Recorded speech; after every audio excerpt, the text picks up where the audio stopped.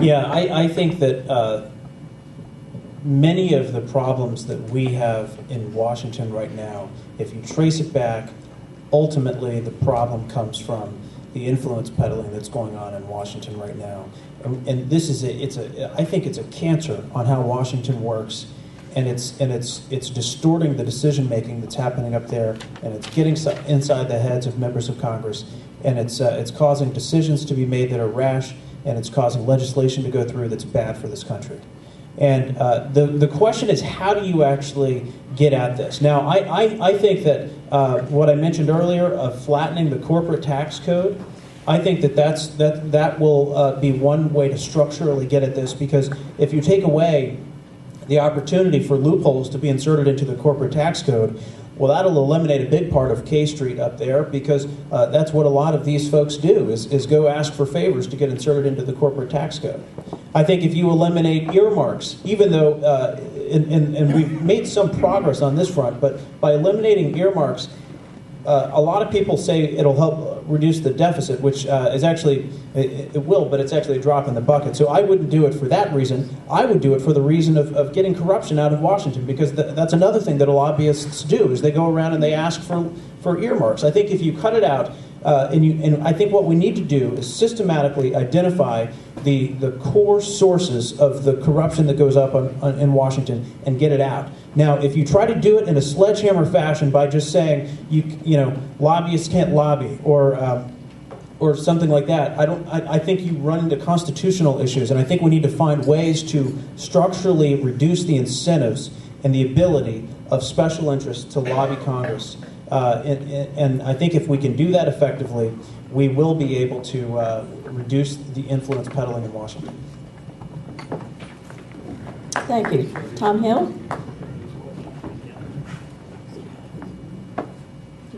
Yes, my position is I simply will not participate in that process. And I support term limits, and I want a law passed that says when a congressman retires, he has to get out of Washington, okay? He can't hang around as a lobbyist. That's exactly what he sure is doing. He's retiring. He said to spend more time with his family, but in fact, it's coming out now that he's going to be a lobbyist, all right? These lobbyists make fantastic amounts of money, and the temptation is very great. So we need a law to stop that. We need term limits. And I would use a sledgehammer, okay, if it's available, whatever it takes to stop this. The money is so powerful, these people cannot turn it down.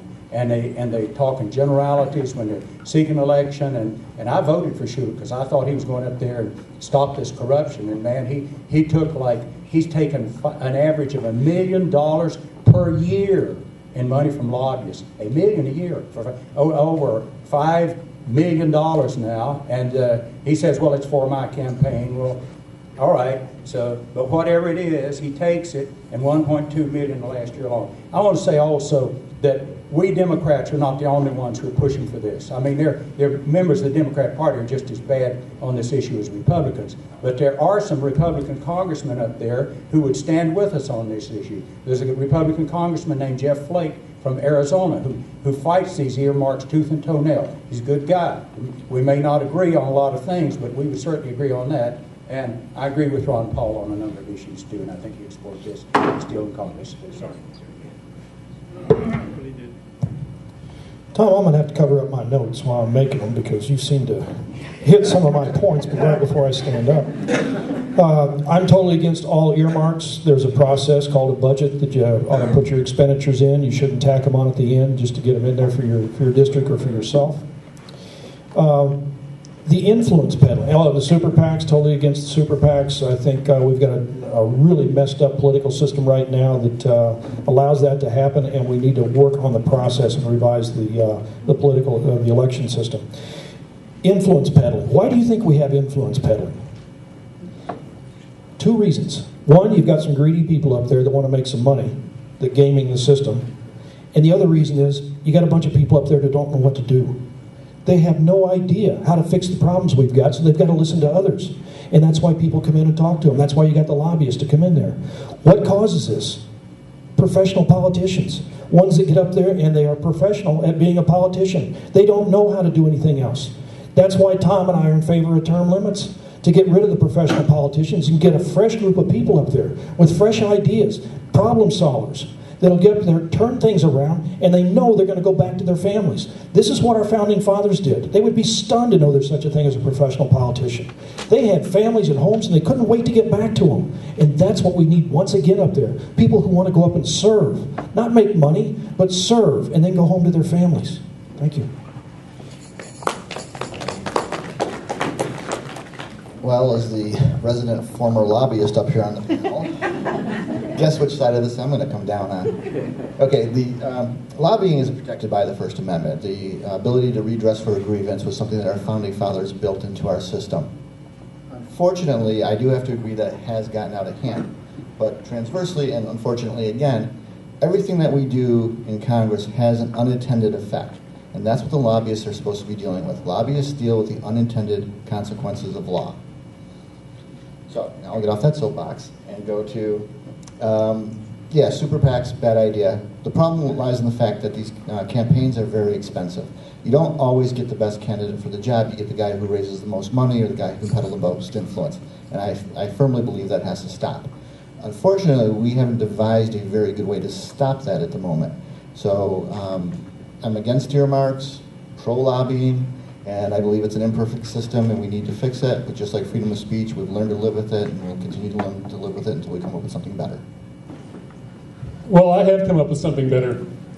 When candidates tell you that, oh, we can't fix public financing, we can't fix campaign financing, they're overlooking the fact they can fix their own campaigns. From the outset, I've told people I will not take money from corporations or corporate PACs. Government should not be for sale.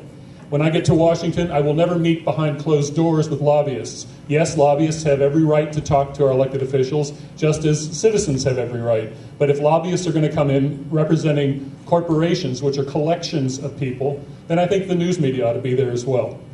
One of the things we've talked about the founding here, and one of the things that we lose track of talking about the founding of this country is that we fought a war to throw off the power of corporations. The East India Company was the problem. It was a big part of the problem we had with Britain. We threw $1 million worth of tea, in modern figures, over the side of a boat in Boston Harbor to protest that. In early America, corporations could only exist for 7 years before they had to once again justify their existence. We give corporation owners, the investors, exemption from liability for the corporation because they do something good for us. They accomplish something we couldn't do ourselves. A railroad, for instance. It's gotten way out of hand. Corporations are running the shop in Washington. Our elected leaders have sold out, and I will never sell out. I will never do anything that violates the good of the people in this district. I will work for the people, not for some corporation. Thank you.